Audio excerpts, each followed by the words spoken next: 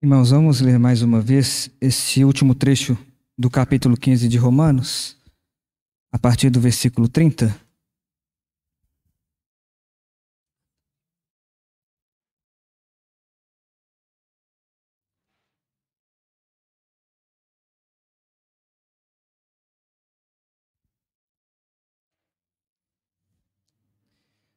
Teve um grupo de irmãos aí que pediu para eu ir mais devagar. Falaram inclusive, né, que eu posso seguir o exemplo de Paulo. Sorte que não tem nenhum irmão sentado na janela, o risco de alguém cair é zero.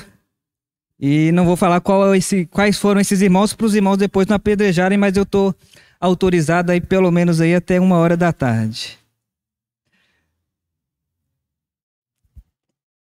Romanos capítulo 15, versículo 30.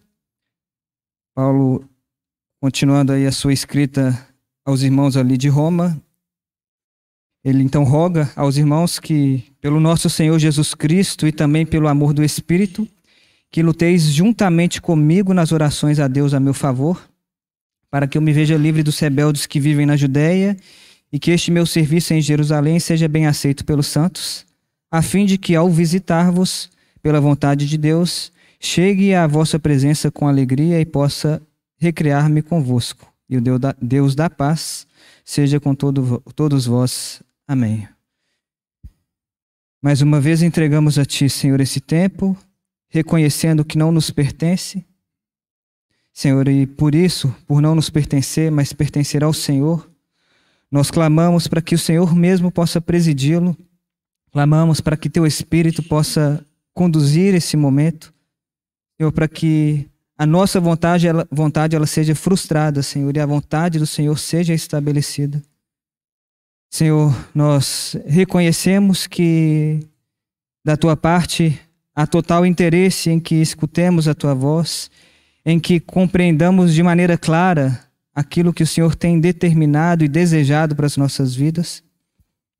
Senhor, mas também não podemos ser ingênuos, Senhor, ignorantes em saber que da parte do maligno há um interesse contrário, Senhor, há um desejo contrário em que nós não escutemos a Tua voz, em que estejamos distraídos com várias outras situações, Senhor, que não cabem nesse momento. Senhor, é por isso que pedimos que o Senhor mesmo possa repreender todo e qualquer espírito maligno, Senhor. Todo e qualquer sentimento que não pertence ao Senhor. Senhor, livra-nos de nós mesmos, Senhor. Livra-nos, Senhor, do mal. E que o Senhor, nesse momento, consiga atingir aquilo que está no Teu coração. Sejamos prontos para ouvir a Tua voz, Senhor. Sejamos prontos para obedecer ao Senhor. Por isso queremos nos colocar em sujeição a Ti, pedindo, Senhor, que o Senhor possa reinar no nosso meio, pedindo que o Senhor exerça o Teu senhorio sobre nós. Deus, é no nome de Jesus que nós oramos a Ti. Irmãos, vou pedir a paciência dos irmãos, porque ainda me pesa ao coração alguns temas sobre esse texto, né, que nós temos lido, até mesmo talvez reforçar alguns pontos que nós passamos na semana passada. E nós também não podemos desprezar aquilo que o Senhor ele já tem desejado nos dizer no dia de hoje, né, nessa primeira reunião que nós tivemos. E como nós então já lemos na semana passada, né, e só relembrando alguns pontos, porque o que nós tentamos colocar, né, e deixar claro para os irmãos aí na semana passada, e usando essa expressão que Paulo usa aqui no versículo 30, quando ele chama aos irmãos ali de Roma para lutarem com ele, lutarem em favor dele nas orações. E esse é um ponto muito importante para nós entendermos a qual luta nós temos sido chamados, a qual combate nós temos sido convocados, e entendermos que nós precisamos, na nossa jornada aqui nessa terra, estarmos equipados com a armadura de Deus, revestidos da armadura de Deus, para lutarmos com as armas celestiais, né, com as armas espirituais, e não com as armas que pertencem à nossa carne, que pertencem a toda a esfera terrena. E dentro disso eu também tentei, né, colocar para os irmãos como que ali também em Efésios, nesse capítulo 6, como que ali nos é mostrado de maneira muito clara que a nossa luta, ela não se dá nessa esfera terrena e, portanto, ela não vai se dar numa luta contra as pessoas, contra os seres humanos, contra pessoas que nos perseguem, contra pessoas que fazem injustiça contra nós. Nossa luta, ela não se dá nessa esfera, mas essa luta nossa, ela se dá na esfera celestial, na esfera espiritual, aonde ali estão anjos, aonde ali estão principados, potestades, os dominadores deste mundo tenebroso.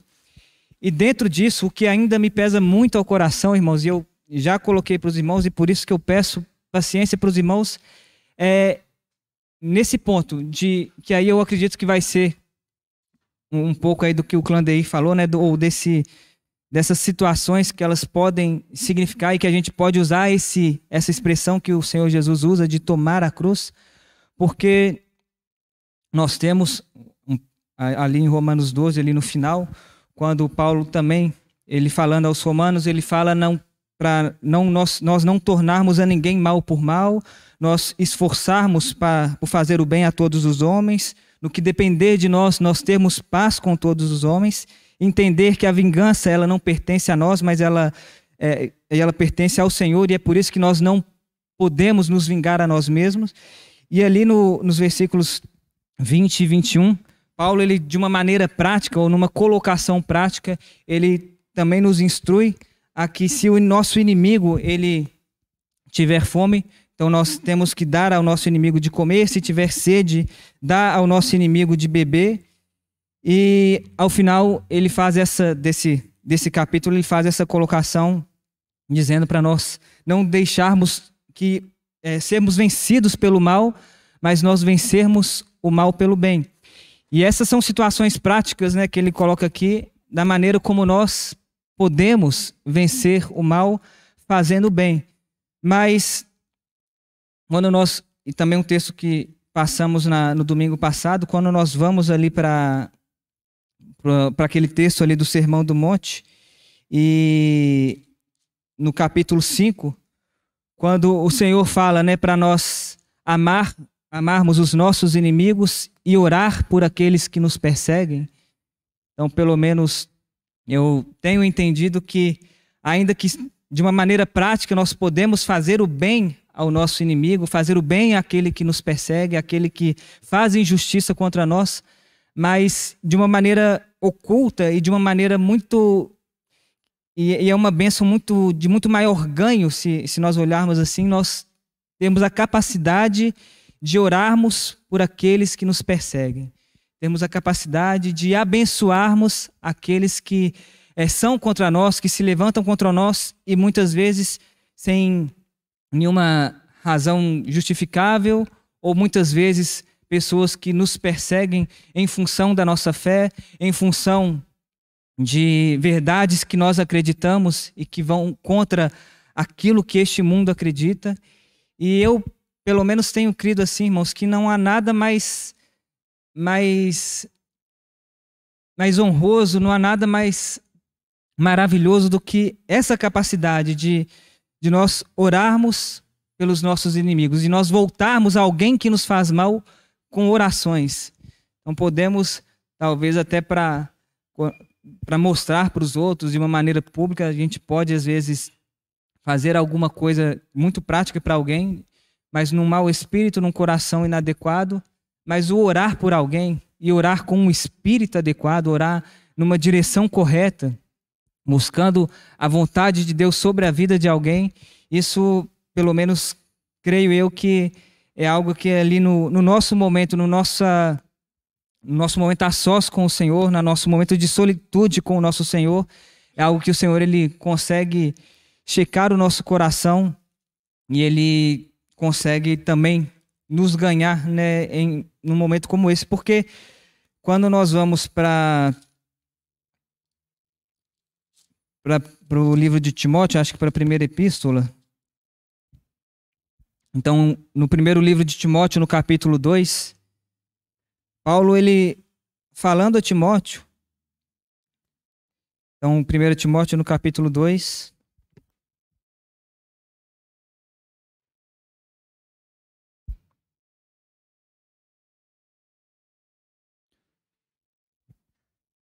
logo no primeiro versículo, Paulo exorta que se use a prática de súplicas, orações, intercessões, ações de graças em favor de todos os homens, em favor dos reis e de todos os que se acham investidos de autoridade, para que vivamos vida tranquila e mansa, com toda piedade e respeito. E ele continua, que isto é bom e aceitável diante de Deus nosso Salvador, o qual deseja que todos os homens sejam salvos e cheguem ao pleno conhecimento da verdade. E para nós, pode ser muito difícil, né, nessa luta, nessa situação de batalha espiritual em que nós estamos envolvidos, para nós pode ser muito difícil justamente ter essa prática, porque a prática, ela se dá, né, essa palavra se usa para algo que é feito rotineiramente, algo que é feito de maneira disciplinada. Então, quando João vai falar daqueles que vivem na prática do pecado, né, é justamente pessoas que, de uma maneira muito rotineira, de uma maneira contínua, vivem pecando. E não se dá naquela situação em que pessoas que já conheceram o Senhor e de uma maneira não intencional ou de uma maneira, talvez ali numa situação de fracasso, elas pecam e elas caem, e depois elas, iluminadas pelo Senhor, elas reconhecem o pecado, elas reconhecem como que aquele caminho foi contra a própria santidade do Senhor e elas se arrependem. Mas essa prática que Paulo coloca aqui é justamente essa situação rotineira e que talvez para nós mesmos, né, quando nós nos referimos a nós mesmos, nos falte uma prática de oração com respeito a nós mesmos, com respeito ao Senhor, Ele nos ajudar dentro das nossas situações. E se nós temos tanta dificuldade com respeito a nós mesmos, a usar uma prática de oração com respeito a nós, quanto mais tem uma prática de oração com respeito a outras pessoas. E Paulo, ele coloca isso. E isso precisa ser uma disciplina nossa, irmãos, de nós orarmos por outras pessoas, de nós intercedermos por outras pessoas. E como já temos colocado, e aí eu penso que isso, né, ele pode ser usado como esse tomar a cruz, eu orar por alguma pessoa que tem feito mal contra mim, ou por alguma pessoa que tem tomado atitudes em que eu não concorde. E foi até um exemplo que eu passei para os irmãos, porque, irmãos, eu fiquei pensando eu não sei se eu vou entrar tanto, é um assunto que ele é muito espinhoso de uma maneira muito geral, mas irmãos, isso é vergonha para o cristão, quando Paulo, ele fala aqui para nós, para o cristão, ele orar, interceder, suplicar em favor dos reis e de todos os que se acham investidos de autoridade. E é vergonhoso para nós, quando nós vemos de uma maneira geral a cristandade, ela, nessa esfera política, ela tão politizada, ela tão aprofundada nesse assunto, e uma situação em que, quando nós nos referimos às autoridades, quando nós nos referimos aos que governam o nosso país, a nossa cidade, o nosso estado, nós não temos a capacidade de orar pela vida deles, mas temos a capacidade de criticá-los, de difamá-los. Isso precisa ser vergonha para nós, irmãos. E acho que foi sábado da outra semana, nós estávamos, Jenny e eu, com os meninos, a gente estava num aniversário e parece que não sai, esse assunto não sai. Era um aniversário de filhos de uma família cristã com outros irmãos cristãos, e em um determinado momento ali da conversa que eu estava participando, o assunto vai para a política, e vai para a política. E eu não estou colocando aqui, né, o quanto que a gente deve ou não se envolver em política, se cristão deve votar, não deve votar. Isso, eu tenho as minhas convicções com relação a isso, mas e o ponto não é esse, e que os irmãos entendam que não está relacionado a isso, mas quanto que esses assuntos, então, há 4 anos atrás foi assim, passou a eleição agora foi assim, continua assim e vai continuar assim, e a gente começa a ter as mesmas atitudes que o incrédulo tem. A gente começa a tirar os olhos do Senhor, da soberania dele, da autoridade dele, e tirando os olhos desse senhorio do nosso Senhor Jesus, a gente se acha numa situação de desespero, numa situação sem esperança, porque se a gente olha, então o Lula está governando o Brasil vai virar uma Venezuela, ok, pode ser que sim, pode ser que não sabemos, mas e se virar? A nossa esperança está em quem? Então a gente fica muito mais tendencioso, muito mais propenso a criticar alguém. Então, nesse contexto, né, a gente critica as autoridades, a gente faz aquilo que Paulo fala a Tito, quando ele, nesse comportamento nosso de nos sujeitarmos à autoridade, que isso nos é instruído em vários textos aqui do Novo Testamento. Temos Romanos, temos Tito, temos Pedro, e Paulo ali em Tito, no capítulo 3, versículo 1, quando ele vai lembrar que nós devemos nos sujeitar aos que governam, às autoridades, ele no versículo 2 ele fala para não difamarmos a ninguém. E infelizmente, irmãos, e aí nós precisamos reconhecer isso, infelizmente, ao invés de nós abrirmos a nossa boca para orarmos pelos nossos governantes, por aqueles que estão investidos de autoridade, a autoridade dada pelo Senhor, nós abrimos a nossa boca para maldizer, para difamar, para caluniar. Senhor, tenha misericórdia de nós, porque essas atitudes não são atitudes que devem pertencer ao povo de Deus. Essas atitudes, elas pertencem a um incrédulo, e aí nós podemos compreender o incrédulo na sua desesperança, ele se desesperar e ele falar mal de uma autoridade, mas nós cristãos, se nós cremos que, como Romanos 13 vai falar que toda a autoridade ela é instituída por Deus, por que nós vamos abrir a nossa boca para falar contra alguma pessoa que foi e está num cargo, numa posição em que o Senhor mesmo instituiu? E ali em Romanos fala no versículo 2 que aquele que se opõe à autoridade, ele resiste à ordenação de Deus. E muitas vezes nós nos encontramos nessa situação em que estamos resistindo à ordenação de Deus. Ou muitas vezes, irmãos, quando nós oramos por situações assim, nós temos uma atitude talvez ali de Tiago e de João, quando o Senhor Jesus já caminhando para os seus momentos finais aqui na terra, e aí ele já decidido a voltar a Jerusalém. Então, os discípulos vão ali para Samaria, e eles vão procurar hospedagem para o Senhor, e os samaritanos recusam receber ao Senhor. E aí Tiago e João, eles perguntam ao Senhor Jesus: queres que mandemos descer fogo do céu para os consumir? E muitas vezes a gente abre a nossa boca para que o Senhor faça justiça, para que o Senhor consuma faça descer fogo para consumir aqueles que estão como autoridade sobre as nossas vidas, mas nós não temos a capacidade de compreender, que é o texto aqui que Timóteo vai falar, é que Deus deseja que todos os homens sejam salvos. Ou talvez, irmãos, sabendo disso, a nossa atitude ela vai ser muito parecida com a atitude de Jonas, quando Jonas ele é mandado pelo Senhor a ir a Nínive.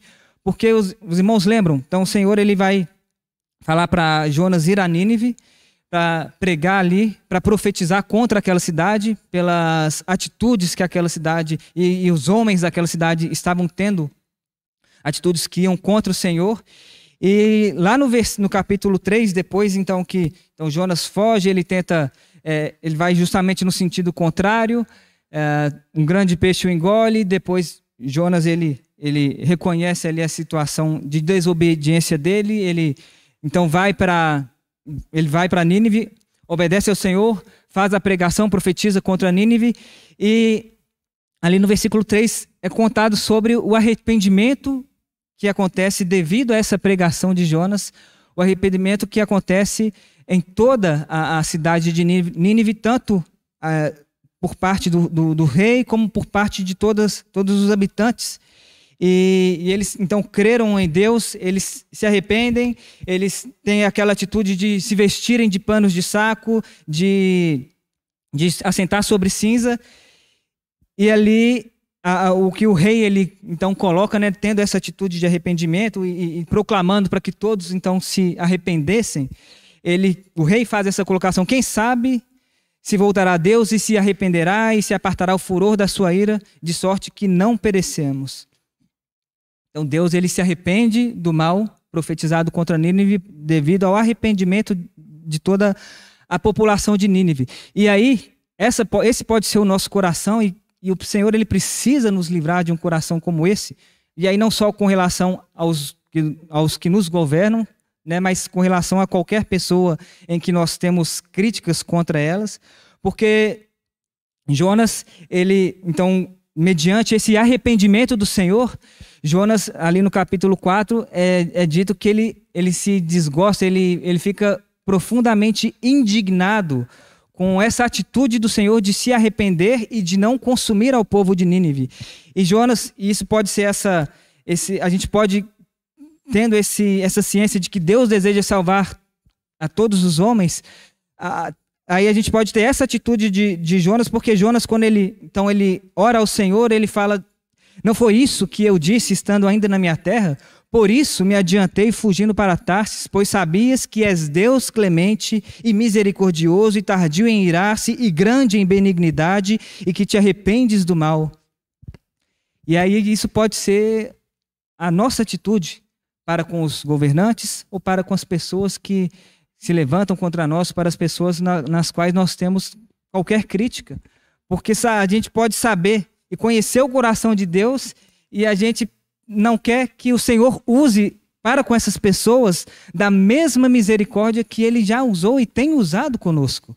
E é impressionante, porque na continuação do texto, né, então, Jonas ele sai da cidade, e o Senhor faz ali crescer uma planta.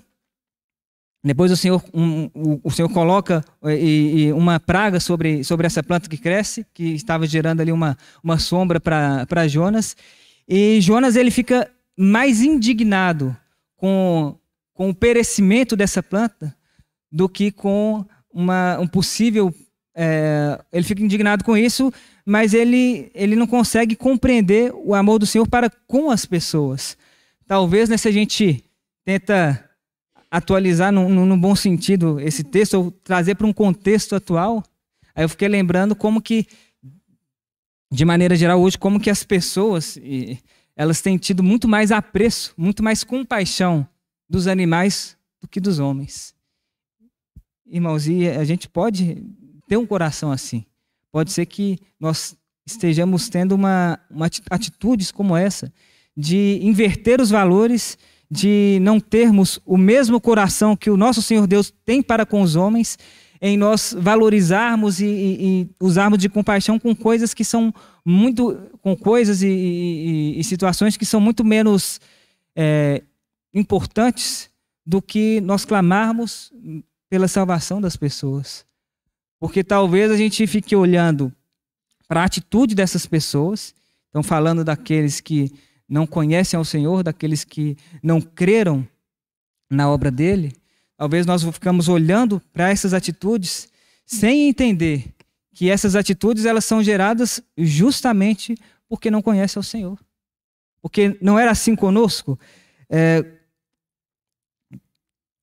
O próprio texto de Tito, quando ele continua ali no versículo 3 do capítulo 3, ele vai falar que em outro momento, em outra oportunidade, né, outrora, nós éramos necios, desobedientes, desgarrados, escravos de toda sorte de paixões e prazeres, vivendo em malícia e inveja, odiosos e odiando-nos uns aos outros. E qual que foi a solução para essas atitudes nossas, irmãos? Qual que foi a única situação que conseguiu nos restaurar e nos livrar de um caminho de rebeldia contra o Senhor?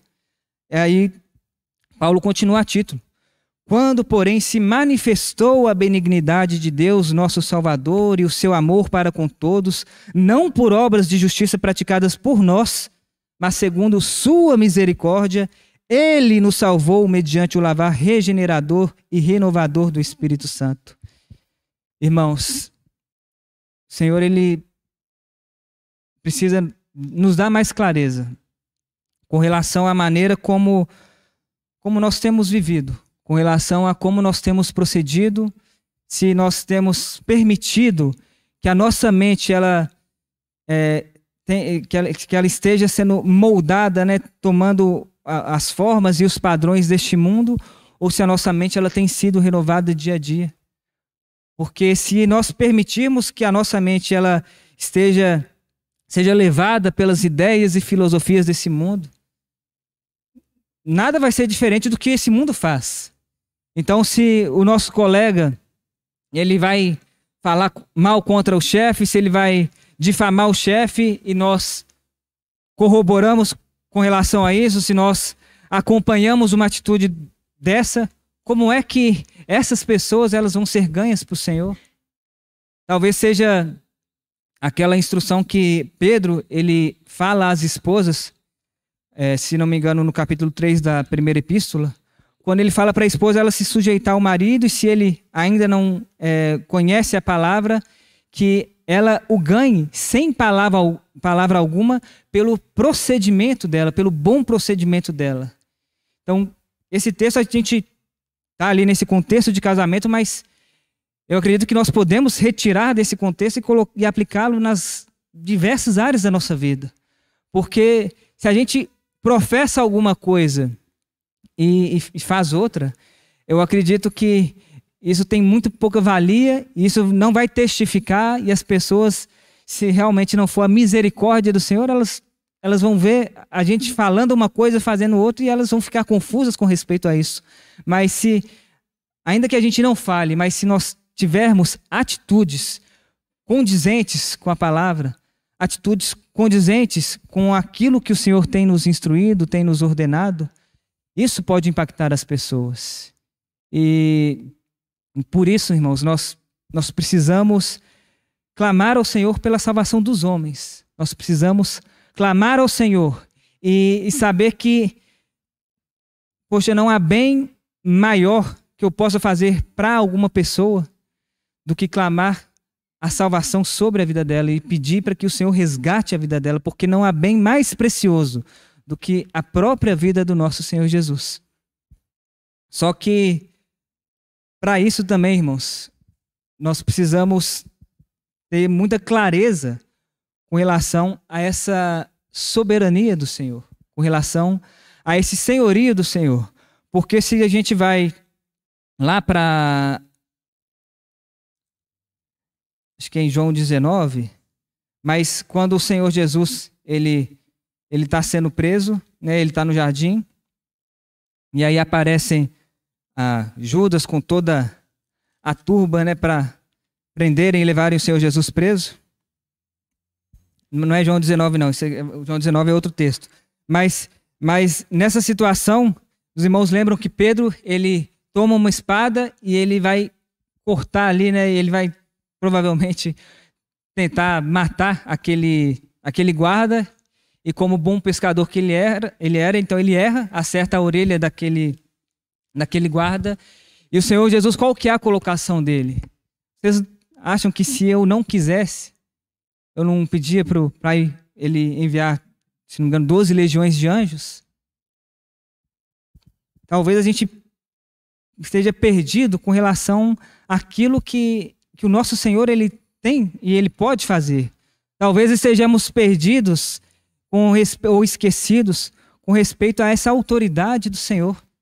Porque o próprio Senhor Jesus, Aí sim, aqui no capítulo 19 de João, quando Pilatos ele fica intrigado ao fato de que Jesus não respondia às acusações que eram feitas contra ele, Pilatos ele fala então com o Senhor Jesus: você não sabe que eu tenho autoridade tanto para te soltar, como também autoridade para que você seja crucificado? E o Senhor Jesus então fala para Pilatos: nenhuma autoridade você teria sobre mim se do céu, se de cima não te fosse dado. E provavelmente quando nós temos uma atitude que vá contra pessoas, que vá contra governantes ou pessoas no mesmo nível de, vou usar essa palavra, né, de hierarquia como nós, talvez se a gente não consegue compreender essa soberania do Senhor, as nossas atitudes elas vão ser contra a própria vontade do Senhor. E o livro de Daniel, ele é um livro muito rico nessas afirmações. Então, quando nós vamos para Daniel, no capítulo 2, por exemplo, e ali em Daniel, né, é usada várias vezes essas expressões. Então, Daniel, no capítulo 2, naquela situação em que Nabucodonosor ele tem o sonho daquela estátua, e depois que os magos, os encantadores, os feiticeiros, os caldeus, eles não têm condição de interpretar, nem de falar o sonho que Nabucodonosor teve, nem de interpretá-lo. Daniel, ele buscando ao Senhor junto com seus amigos, então ele recebe a revelação com respeito ao sonho e a interpretação do sonho de Nabucodonosor. E nessa situação, Daniel também ele reconhece, né, e ali está no versículo 21 do capítulo 2, quando ele falando com respeito a Deus, ele reconhece ali que Deus ele remove reis e estabelece reis. E falando nesse mesmo capítulo, quando ele se apresenta diante de Nabucodonosor, já no versículo 37, ele fala a Nabucodonosor que é Deus que conferiu a Nabucodonosor o reino, o poder, a força e a glória. Irmãos, não tenhamos dúvida com respeito a isso. Com respeito não só a pessoas, mas também com respeito a situações. As situações, elas são estabelecidas ou são permitidas pelo Senhor. Foi isso que nós passamos na semana passada, quando nós vimos ali tanto no primeiro como no segundo capítulo de Jó. Quando Satanás ele pôde agir sobre a vida de Jó, mediante uma permissão do Senhor. E Satanás ele não pôde chegar talvez até onde ele gostaria de chegar, porque o Senhor ele sempre impôs limites até onde Satanás poderia atuar contra a vida de Jó. E ainda que no livro de Daniel, aí o capítulo 4 ele vai usar essa expressão acho que 3 vezes, e no capítulo 5 vai usar mais uma vez, quando Daniel ele fala que o Altíssimo ele tem domínio sobre os reinos dos homens e ele o dá a quem quer. E tem uma expressão ali no versículo 26 do capítulo 4 que ela é, pelo menos para mim, ela é fortíssima. Quando Daniel fala, ou quando está escrito ali que o céu domina, o céu governa. E eu coloquei na semana passada para os irmãos, e pode haver uma compreensão muito ruim da nossa parte em pensarmos que esse mundo, né, esse mundo terreno, ele está desconectado do céu, ou está desconectado do celestial, no sentido de que as coisas que acontecem por aqui, elas não têm nenhuma influência do mundo espiritual. E aí, por exemplo, se naquele texto de Mateus 18, quando o Senhor Jesus ele está tratando e instruindo a como tratar, a como proceder quando um irmão peca com outro irmão. E no versículo 18 desse capítulo 18 de Mateus, o versículo vai dizer, né, o Senhor Jesus ele vai dizer que tudo o que ligardes na terra terá sido ligado nos céus, e tudo o que desligardes na terra terá sido desligado nos céus. E podemos ter uma má compreensão com respeito a isso, em pensar que quando alguma coisa aqui na terra ela é ligada, ela também é ligada no céu. E quando alguma coisa aqui na terra ela é desligada, ela também é desligada no céu. Mas, irmãos, aí eu até buscando uma ajuda com respeito a isso, assim, a complementar um entendimento que eu já tinha, e pelo menos para mim fez sentido quando numa nota, numa versão literal, é colocado que isso ele está relacionado a um discernimento que, então, no caso desse contexto aqui, que essas pessoas têm um discernimento do espiritual, e tendo o discernimento do espiritual, elas então fazem aquilo nessa esfera terrena. Aí até então basicamente seria aquilo que já foi ligado no céu, ele será ligado na terra, e aquilo que já foi desligado no céu será desligado na terra. E essa é uma compreensão que nós precisamos ter, irmãos. Não dá, de novo, por isso que eu peço e pedir paciência para os irmãos, porque eu preciso reforçar isso para os irmãos, que as nossas situações, elas, se nós nos dermos conta e se nós tivermos uma clareza melhor, elas são muito mais espirituais do que terrenas. Se nós compreendermos como que o inimigo ele tem atacado e os pontos que ele deseja nos minar, os pontos que ele deseja em que nós caiamos, se nós entendermos que há espíritos durante o tempo todo do nosso cotidiano, da nossa vida, que tentam se levantar e frustrar os planos do Senhor, e frustrar os propósitos do Senhor, e fazer com que a nossa fé seja esmorecida, e fazer com que nós não perseveremos na caminhada e na nossa jornada com o Senhor. Se nós entendermos isso, irmãos, se nós entendermos que há essa batalha espiritual, e que essa batalha espiritual ela vai influenciar nossa vida, e se nós permitirmos que o Espírito de Deus ele possa nos encher, e nós sermos influenciados pelo Espírito de Deus, e através das nossas vidas a luz do Senhor brilhar sobre nós, para que as pessoas que estão ao nosso redor, elas possam, aí Mateus 5 também, né, elas possam ver as nossas boas obras e glorificar ao Pai que está nos céus. Se nós tivermos essa compreensão, nós seremos muito mais diligentes, nós seremos muito mais cuidadosos, nós nos consagraremos muito mais ao Senhor, entendendo que essa terra ela está sob influência do mundo espiritual. E ali, reforçando isso, né, também no Sermão do Monte, aí até numa reunião de oração, eu coloquei isso para os irmãos, porque quando a gente vai nesse modelo, nesse esboço que o Senhor Jesus deixou como oração, e na nossa versão, no versículo 10 ali de Mateus 6, Jesus, aqui é traduzido, né? Venha o teu reino, faça-se a tua vontade, assim na terra como no céu. Também pode passar essa compreensão de nós pedirmos ao Senhor, nós clamarmos ao Senhor que, Senhor, que a tua vontade seja feita aqui na terra e que ela seja feita também no céu. Só que se os irmãos procurarem uma Bíblia interlinear, os irmãos vão ver que há uma inversão ali de ordem, em que primeiro é mencionado com relação ao céu e depois mencionado com relação à terra. E aqui o que o Senhor Jesus ele estava orientando, né, ensinando aos discípulos a clamarem para que, Senhor Pai, que a tua vontade celestial, que a tua vontade que está nos céus, que ela seja cumprida, que ela seja estabelecida nessa terra. Porque não há uma desconexão, irmãos, entre o mundo espiritual e essa terra. Não há uma desconexão entre a esfera espiritual e a esfera terrena. E precisamos clamar ao Senhor para que Ele jogue luz nas nossas trevas e para que Ele nos ajude a compreender isso, para nós orarmos na direção correta, para nós orarmos pelos assuntos corretos, para nós orarmos, ainda que por uma pessoa, mas orarmos corretamente por aquela pessoa. E dentro disso, irmãos, se a nós, né, tendo esse entendimento de que o Senhor, Ele é soberano, de que, como nós cantamos, do trono do Senhor flui a autoridade, que o Senhor, Ele é o Rei dos Reis, tendo esse entendimento, o que cabe a nós? O que nós podemos ou precisamos fazer?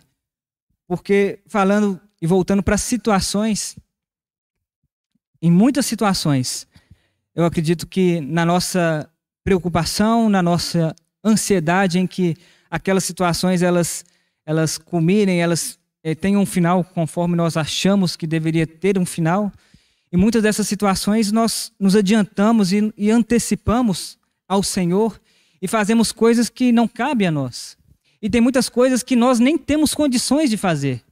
Então, por exemplo, com respeito aos nossos filhos, então nós pais temos a responsabilidade sim de nós ensinarmos e instruirmos os nossos filhos na palavra do Senhor, no caminho do Senhor, mas o nosso limite é até aí. Nós vamos instruir, nós vamos ensinar.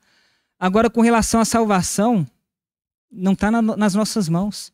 Se os nossos filhos, eles escolherão servir ao Senhor ou não, não está nas nossas mãos, mas parece, e aí eu entendo, né, a nossa preocupação como pais de que os nossos filhos também sirvam ao Senhor, só que muitas vezes, ao invés de, por atitudes nossas de caminhos, às vezes de forçar bastante, de novo, né, não saindo do que nos é responsabilidade, mas a gente vai em caminhos em que a gente acaba afastando, né, os nossos filhos do Senhor, ele tendo alguma antipatia com respeito às coisas do Senhor, do que tentando permitir que os nossos filhos se aproximem do Senhor pela graça do próprio Senhor. E tem várias situações que podem ser assim, irmãos. Tem várias situações. Não é à toa que muitos de nós nos encontramos em depressão, e isso, poxa, isso é talvez a doença do século. Então, eu fico vendo como que situações que antes elas estavam distante, primeiramente, né, da minha família, distantes da comunidade, né, aqui da Rua Presidente, e tantas situações de enfermidade, tantas situações de pecado, que elas estão tão presentes hoje em dia, seja aqui na Rua Presidente ou seja em outras comunidades. Então, tantas situações que elas estão presentes. E pode ser, irmãos, que a gente, em muitas dessas situações, a gente esteja tentando fazer como Pedro, sem reconhecer a soberania do Senhor, sem entender que o Senhor ele tem o controle de tudo. Nós tentamos fazer as coisas com as nossas próprias mãos. Mas lá em Zacarias, acho que 4, no versículo 6, então lá é dito que não é por força, não é por poder, mas é pelo Espírito do Senhor. Então as coisas elas são feitas pelo Espírito do Senhor. E aí, como exemplo, se a gente vai para 2 Crônicas,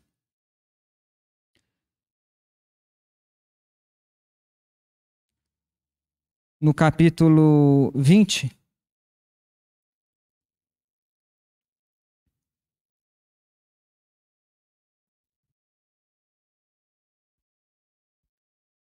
é um texto que ele pode ser aplicado para nós dentro desse nosso cotidiano.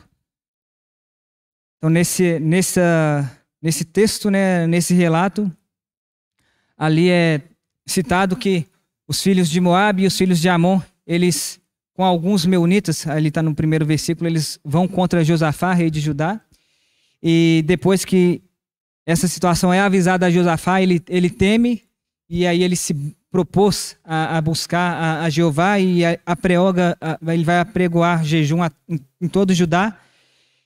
E uma primeira atitude que nós deveríamos ter, assim como Josafá teve, né, é esse reconhecimento. Então, ali no versículo 6, quando Josafá ele fala com respeito a Jeová Deus, e ele faz essa pergunta afirmativa, né? Não és tu que dominas sobre todos os reinos dos povos?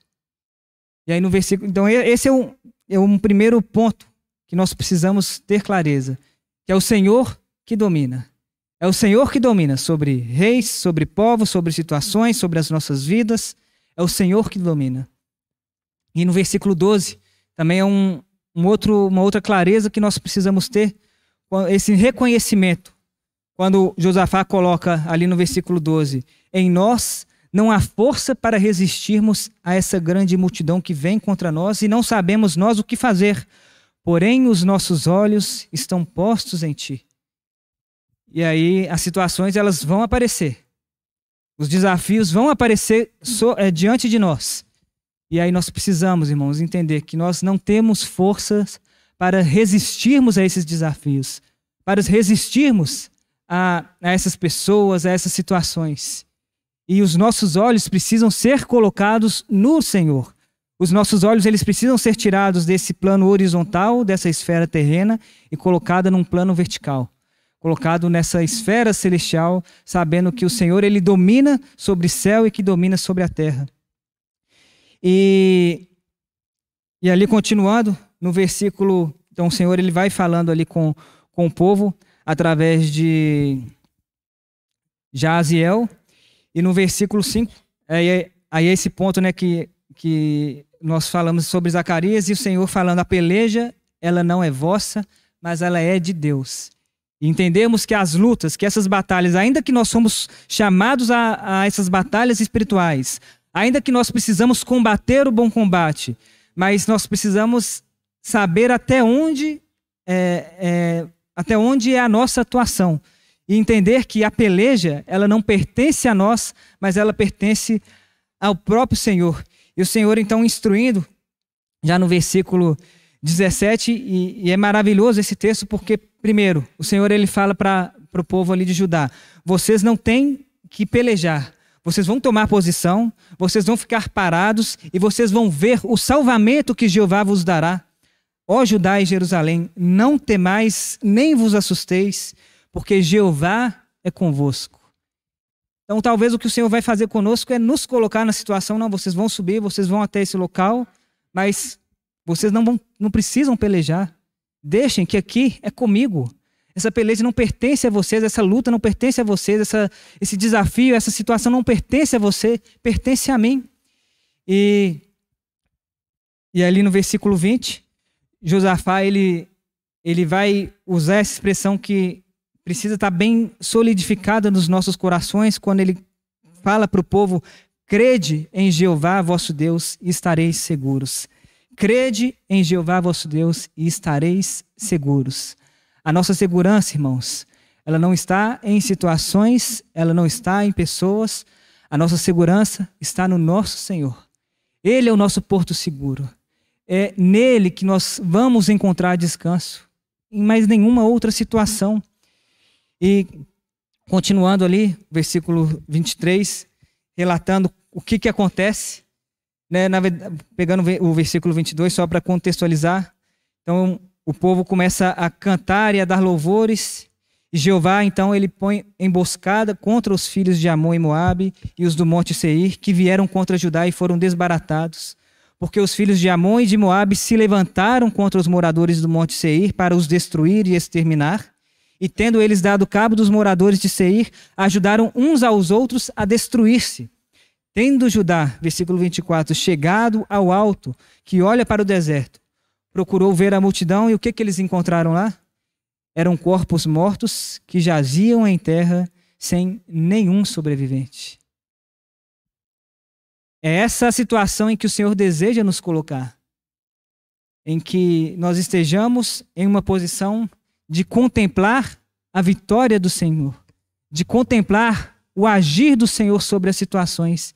E quando nós levantarmos os olhos para vermos as situações, nós vemos que aquela situação ela foi vencida, mas não por nós, não pela nossa força, não pelas nossas armas carnais, mas pela nossa arma espiritual, que é a oração, que é colocando as situações e as pessoas diante do Senhor, que é clamando pelo estabelecimento da vontade do Senhor sobre aquela pessoa, sobre aquela situação.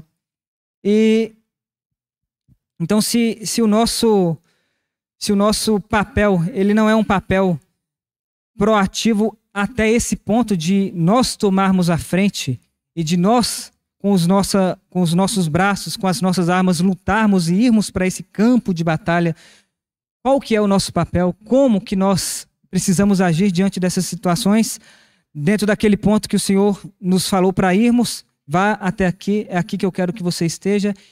Então, o que nós precisamos fazer, irmãos? Já há algum tempo, quando lendo ali o capítulo 6 de Atos, e logo ali no início aquele protótipo, né, que muitos irmãos acreditam, um protótipo com respeito à instituição da diaconia. E quando então havia uma reclamação, né, da parte ali dos helenistas com respeito a que as mesas ali não estavam sendo supridas. Pedro, ele faz essa... Então ele pede, né, e ele orienta que então se levantem homens para ajudar nesse serviço, e ele vai falar que a eles, né, aos apóstolos que tinham essa função naquele momento, né, naquele contexto, eles tinham a função de testemunhar do Senhor e de pregar aquilo que os próprios olhos deles viram. Então Pedro, ele fala, não, isso não cabe a nós, mas levantem esses homens, e aí quanto a nós, aí Pedro, ele vai falar, nós nos consagraremos à oração e ao ministério da palavra. E esse detalhe que pode passar muito rápido para nós, quando eu estava lendo esse texto há talvez anos atrás, mas ele me fixou porque Pedro ele poderia ter colocado a tradução, eu não sei, mas o escritor aqui, né, Lucas, ele poderia ter colocado que Pedro falou que nós nos consagraremos ao ministério da palavra e à oração. Mas não, irmãos. Antes do serviço, antes do ministério, o que precisa vir antes? A oração. E entendo eu que isso diz respeito a uma consagração. Os nossos serviços, as nossas atitudes, as situações, elas precisam ser regadas em oração. Elas precisam ser colocadas diante do Senhor. Nós precisamos reconhecer a nossa incapacidade. Nós precisamos reconhecer a nossa dependência com respeito à graça do Senhor. E esse é um ponto que eu coloquei no início, né, que, poxa, se nós temos dificuldade de ter essa atitude, de ter um coração de consagração e de nós nos colocarmos diante do Senhor e diante do Senhor e nós entendermos qual é o ministério, qual o serviço, qual o chamado que Ele tem tido para nós. Mas muitas vezes a gente, aí talvez usando essa figura da batalha, né, de nós tomarmos a frente, nós vamos servir, mas sem entender se é a vontade do Senhor. Nós vamos fazer coisas sem permitir que o Senhor vá à frente.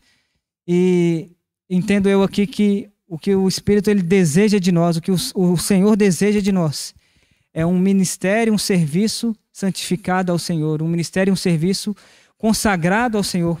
Porque nesse mesmo texto, na continuação, aí 2 versículos depois, né, quando vai falar então daqueles 7, no versículo 6, então eles se apresentam perante os apóstolos, e os apóstolos orando, eles lhes impõem as mãos. E por que essa oração ela é necessária? Se a gente vai lá para Atos no capítulo 13, quando também fala que em Antioquia havia profetas e mestres, e também são citados alguns irmãos, e eles então servindo ao Senhor, eles jejuando. No versículo 3, ali do capítulo 13, é falado então que eles jejuando e orando e impondo sobre Paulo e Barnabé as mãos, então eles os despedem. Porque, irmãos, quando nós conversamos com um irmão, quando nós temos esse chamado de aconselhar a um irmão, de visitar um irmão que está enfermo, um irmão que está numa situação de luto, uma situação de dificuldade.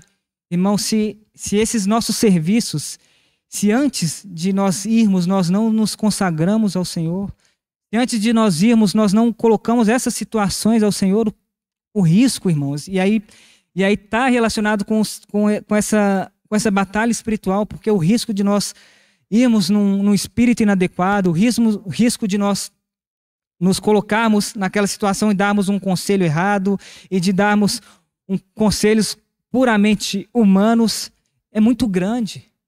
Se nós dermos oportunidade para a nossa carne ela agir, para a nossa carne ela se manifestar, irmãos, vai se manifestar, porque como é dito em 1 Pedro, no capítulo 5, o diabo, ele anda em nosso derredor, ele está ao nosso derredor buscando uma brecha.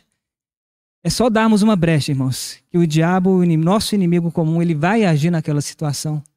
Não é à toa que, muitas vezes, bem intencionado, nós vamos conversar com o irmão, talvez em alguma situação que o irmão ele precisa ser advertido, ele precisa ser exortado, mas quando nós não colocamos e não consagramos esse momento, nessa conversa ao Senhor, e isso não é incomum, irmãos, de uma situação de uma conversa bem intencionada. Essa conversa bem intencionada terminar em divisão, terminar em confusão, terminar em mágoas, porque às vezes a gente vai fazer colocações, fazemos colocações de maneiras sem sabedoria, sem entender qual que é o Espírito do Senhor, sem discernir qual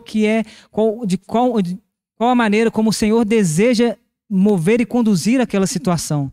E aí a gente vai dentro do que a gente acha que é o correto e vai para um caminho ou para um final que a gente nem nós esperávamos, né? Nós esperávamos ganhar o irmão, esperávamos que o irmão considerasse determinado ponto e no final das contas terminam ali dois irmãos que não vão se cumprimentar, que não vão conseguir se olhar por causa de uma brecha que foi dada ao inimigo para o inimigo agir. E como última, dentro desse ponto ainda, né, eu queria também como um exemplo que eu acredito que serve para nós dentro desse encorajamento de uma vida de consagração ao Senhor, eu queria pegar o texto conhecido pelos irmãos ali de 1 Samuel capítulo 17, quando nós temos aquele confronto de Davi contra Golias. E tem alguns pontos que eu quero considerar com os irmãos, porque Davi, como um homem segundo o coração de Deus, pelo menos diante dos relatos, me parece que era um homem que se consagrava ao Senhor. E nesse contexto, né, nessa oportunidade, Davi, talvez muito jovem, ele foi usado pelo Senhor porque ele se consagrou ao Senhor. Então, os irmãos, eu não vou passar por todo o texto, né, mas então, os filisteus eles contratam a Golias para pelejarem contra o povo de Israel, e ali seria uma peleja dos filisteus, do povo filisteu contra o povo de Israel, mas eles iam determinar homens, né? Então eles contrataram a Golias se apresentou ali para batalhar contra um israelita, e ele, então, blasfemando e difamando o nome do Senhor Deus. E quando Golias ele teve essa atitude, né, e ali é dito que ele por 40 dias ele se apresentava de manhã e de tarde, difamando e injuriando contra o nome do Senhor, contra as tropas de Israel. E o povo de Israel, talvez sem esse discernimento, sem essa consagração, o povo de Israel temeu a Golias, provavelmente pela sua altura. Então um gigante ali de quase 3 metros. E mesmo Saul, né, que o rei de Israel naquele momento, que era o mais alto, né, quando foi ungido, é destacado esse ponto, que ele era o mais alto ali do povo de Israel. E mesmo Saul sendo mais alto, nem ele, como rei, na sua função de rei, que talvez nessa situação ele deveria se apresentar e pelejar contra Golias, nem ele foi capaz de pelejar contra Golias. Muito, muito provavelmente, irmãos, por causa de uma vida sem consagração. E no versículo 22, né, então Davi, ele enviado pelo seu pai a levar alimentos ali para as tropas de Israel, para ver como estavam seus irmãos. No versículo 22, de novo, Golias se apresenta e Davi ali presente, ele ouve a afronta que Golias fazia contra as tropas de Israel, contra o Senhor Deus. E no versículo 26, nesse discernimento, e é um discernimento que ele é possível somente a alguém que tem uma vida de consagração ao Senhor, Davi, ele faz essa pergunta, né? Quem que é esse incircunciso filisteu para afrontar os exércitos do Deus vivo? Olha, irmãos, somente Davi teve condições de perceber que é uma coisa que era uma situação que ela extrapolava ao povo ou às tropas de Israel. Não era só as tropas de Israel, mas eram as tropas e o exército do Deus vivo. Aquela tropa, aquele povo pertenciam ao Deus vivo. E no versículo, aí depois Davi é apresentado, né, porque Davi ele se dispõe a lutar e a pelejar contra Golias, ele se apresenta a Saul, e Saul, pelo fato de Davi ainda ser moço, pelo fato de Davi não ter nenhuma experiência nas guerras, nas batalhas, Saul, de primeira mão, ele fala, não, você não tem condições. Mas Davi, ele vai relatar a sua experiência. Então, irmãos, isso é um outro ponto, porque antes de ter essa experiência pública em que tanto os filisteus como o povo de Israel presenciariam Davi sendo derrotado por Golias, sendo derrotado por Davi. Eu estou parecendo o Matias, que esses dias para trás ele estava lá na cama, na hora de dormir, eu sou Golias! Mas filho, Golias afrontou o povo de Deus, afrontou a Deus. Ele, eu sou Golias! Ai, gente, mas então, antes dessa situação pública de ser manifesto essa derrota de Golias para Davi, então Davi ele fala ali, né, quando Saul ele em primeira instância ele vai rejeitar a essa boa disposição de Davi, mas Davi ele fala do leão e do urso que se levantaram para tomar ali o rebanho dele, e como que ele, apoderado ali pelo Senhor, ele conseguiu, né, matar tanto o leão como o urso. E as nossas experiências secretas, né, as nossas experiências individuais de oração, de consagração ao Senhor, são essas experiências, irmãos, que vão nos capacitar a uma experiência pública também, a um serviço público adequado.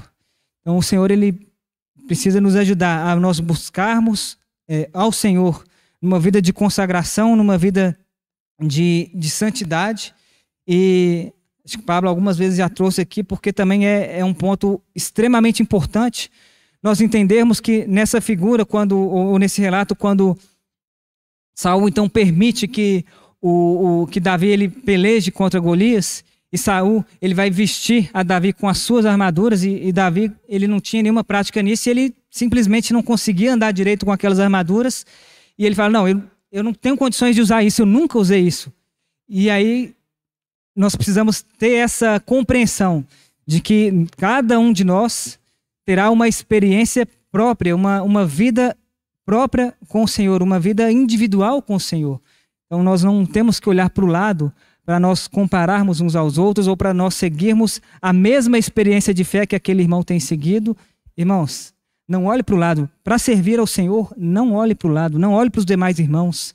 Simplesmente se coloque diante do Senhor e peça para que o Senhor o capacite e nos capacite a servi-lo. E aí então Davi ele sai, né, da presença de Saul, e é dito que ele vai então para o ribeiro ali para buscar 5 pedras. Eu fiquei tentando ver o que já ouvi, né, alguma coisa do que poderia ser essas 5 pedras que eu não lembro. Aí ontem eu fui tentar buscar alguma coisa e, nossa, eu achei cada coisa que eu acho que nada a ver. Mas o que eu também tenho entendido com relação a esse momento em que Davi ele vai ao ribeiro para escolher 5 pedras lisas. Ele vai ao ribeiro, irmãos, onde tinham várias pedras, e para ele conseguir escolher essas pedras lisas, para ele conseguir eleger essas 5 pedras, ali também necessitava uma experiência, necessitava um tempo ali dedicado para fazer essa escolha. E muito mais do que tentar entender o que cada pedra pode significar, é nós entendermos esse momento também que tenho eu, que é um momento de consagração ao Senhor, em que nós vamos diante do Senhor para que o Senhor ele nos mostre com qual arma nós devemos nos apresentar diante da batalha. Então, não vamos tentar ser mirabolantes nas nossas ideias para saber se uma pedra ela vai ser perseverança, se vai ser a paciência. Irmãos, a questão é que nós precisamos de ter esse tempo de dedicação ao Senhor e permitir que nessa experiência o Senhor ele nos mostre, que o Senhor ele nos dê a capacidade de escolhermos as armas corretas para nós lutarmos em oração.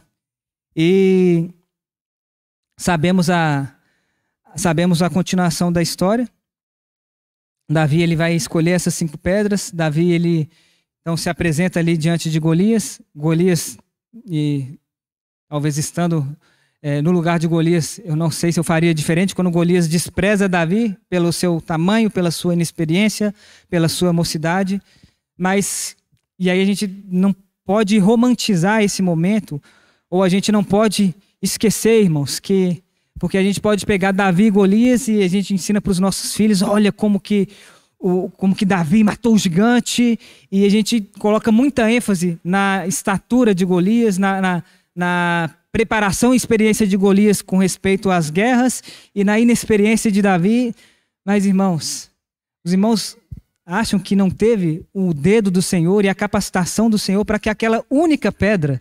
Então, Davi escolheu 5 pedras, mas já naquela primeira pedra foi suficiente para derrubar aquele gigante. Eu também não quero ser nenhum tipo de coach aqui, de tentar colocar o gigante Golias como... O gigante, irmão, são as situações que se levantam para tentar fazer com que nós fiquemos temerosos e percamos a nossa confiança do Senhor e tiremos os nossos olhos do Senhor. Não vamos também ser muito pensativo com respeito a isso. Vamos ser simples, entender que na nossa jornada cristã, as situações elas vão se levantar, e se nós vamos com a nossa humanidade, todas as situações elas serão gigantes diante de nós. Em todas as situações nós não teremos condições de vencer. Mas se nós permitirmos que através de nós o Senhor ele haja naquelas situações, se nós nos colocarmos nessa situação de consagração e permitirmos que o Senhor ele seja glorificado através de nós, que as pessoas deem glórias ao nome do Senhor por situações em que foram vencidas não pela nossa força, mas pela graça do Senhor, isso é o suficiente. E aqui nesse texto, né, é ressaltado mais uma vez, né, depois que Davi derruba a Golias, falando, né, que Davi ele não tinha nenhuma espada na sua mão, a ponto dele ir até Golias para pegar a espada de Golias e com a espada de Golias cortar e decapitar Golias. E eu quero deixar esse encorajamento para os irmãos. Não sei se eu consegui seguir uma linha de raciocínio, mas, irmãos, acho que tudo começa quando o Senhor nos dá a compreensão de que as situações, elas são situações que elas vão ser enfrentadas e precisam ser enfrentadas numa esfera celestial, entendendo que são batalhas espirituais, entendendo que nós precisamos olhar com compaixão as pessoas, que as situações elas estão diante do Senhor, que Ele reina sobre todas as situações, que Ele está numa situação de autoridade sobre tudo e que o Senhor Ele deseja nos usar. Mas para que o Senhor nos use, nós precisamos nos dispor a Ele, nós precisamos nos consagrar a Ele e permitir então que através das nossas vidas a vontade e o propósito dele sejam cumpridos. Que aquilo que vai trazer glória e levar glória para o nome dele, aquilo que diz respeito ao reino dele seja estabelecido. Então deixo esse encorajamento para os irmãos, para que nós não tiremos os nossos olhos do Senhor, para que nós não tomemos à frente do nosso Senhor, tentando resolver as coisas da nossa própria maneira, mas que nós permitamos que o Senhor haja e que cheguemos a essa situação contemplativa de ver que o Senhor agindo, os inimigos eles serão vencidos sem que nós tenhamos que dar uma espadada no inimigo, mas que o Senhor, com a força da sua boca e da palavra dele, ele na espada, né, que a espada do Senhor, a espada de 2 gumes, a palavra dele, com essa espada, com essa palavra, o Senhor ele tem o poder e a autoridade para vencer a qualquer inimigo. O Senhor nos abençoe.